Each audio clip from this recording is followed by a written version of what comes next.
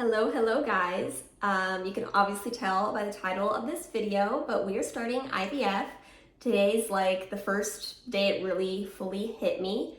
Actually yesterday. I was an emotional mess yesterday because yesterday was cycle day 1. If you don't know what cycle day 1 and all that means when it comes to IVF is basically cycle day 1 is when you start your period, the period before you want to ovulate and get pregnant. So it was a very emotional day for me. I started my period yesterday. I was like, oh my gosh, it's cycle day 1. I have to call, make my appointment, get all my medications and stuff in order. And it was just stressful and very emotional. It's a very emotional thing to be adding another family member to your family. And it's expensive and stressful, and I got to pump myself full of medications and hormones. So it was just a lot, and I'm probably going to share some extra stuff on shorts if you haven't already seen it already. And I'm probably gonna be sharing more on shorts. I'm filming as much as I can because I wanna document this entire journey since I didn't really do it too much last time with Banks.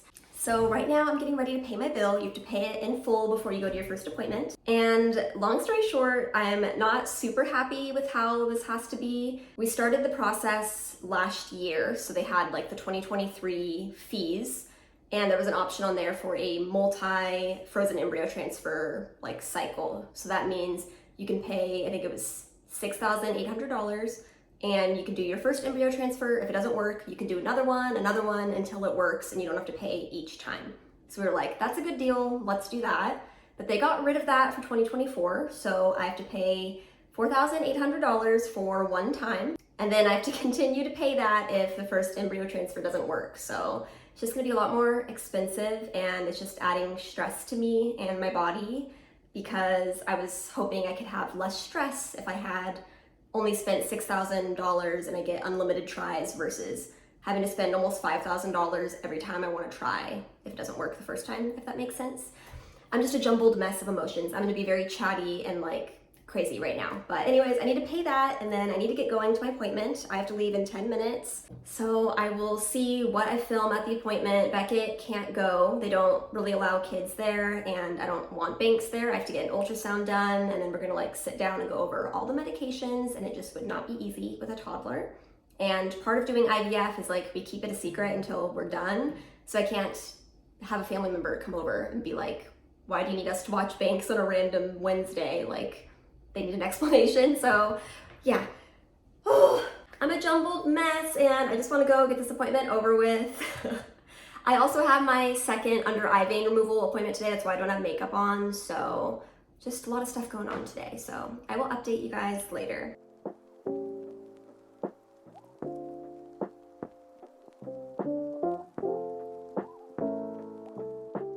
All right, I'm all done with my appointment. It was like an hour long, and I had to get a like transvaginal ultrasound. If you know what that is, it's not very comfortable. So I'm treating myself to Taco Bell because I need lunch before my next appointment.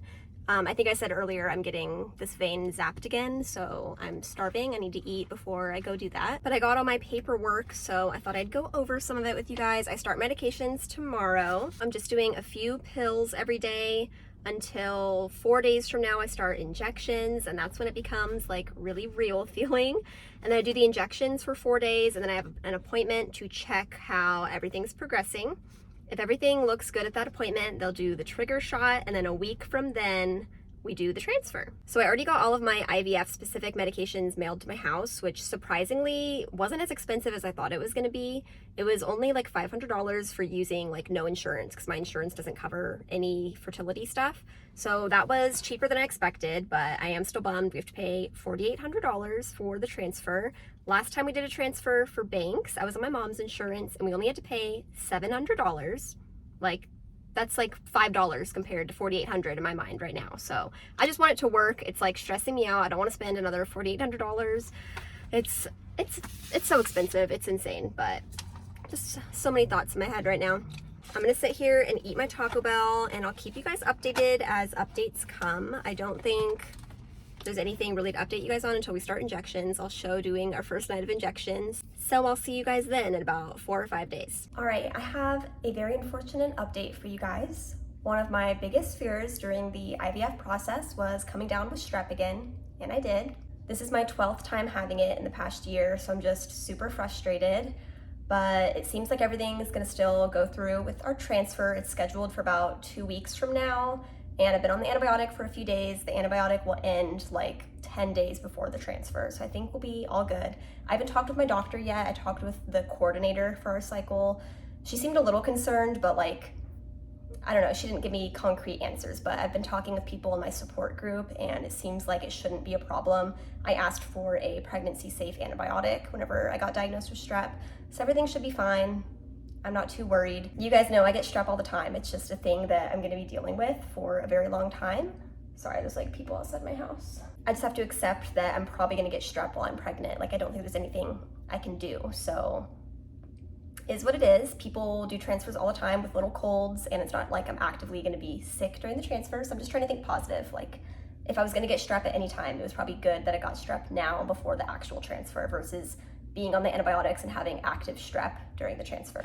So I'm just trying to think positive, and today's the first night that we start the injections, so I'm just excited and nervous, and I just wanted to give you guys this little update. I will definitely film whenever we do the injections, so I'll see you guys later tonight. We're gonna wait and do them after Banks goes to bed because it'll just be a little chaotic trying to do an injection with a toddler around, so they're gonna be evening injections after Banks goes to bed. Here's the rundown of the medications. I've been taking letrozole for a few days. This was my last day taking it.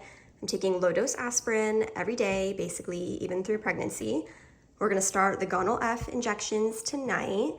This is my HCG trigger shot that we will do in a few days if everything looks good after doing these medications.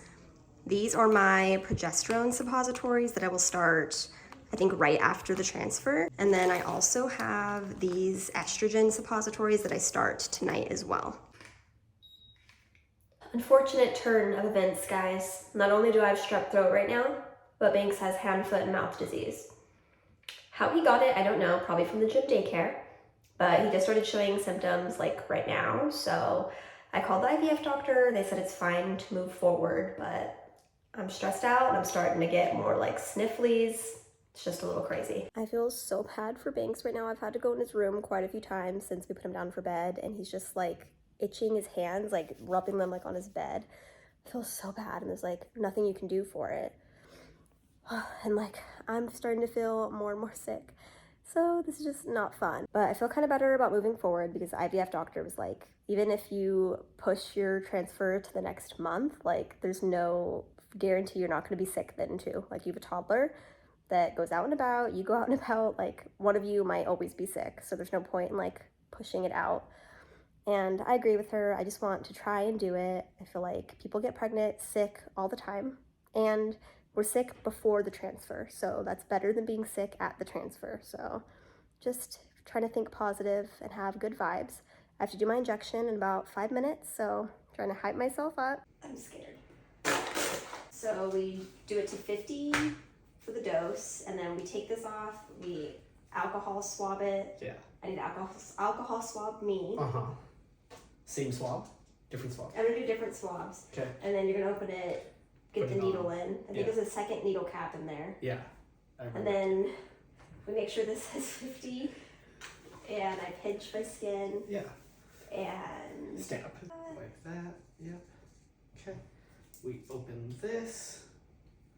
Twist it on, I think. Yeah. Twist it. Are we ready? Yeah. Okay. Here? Yeah. Okay. Okay. Are you ready?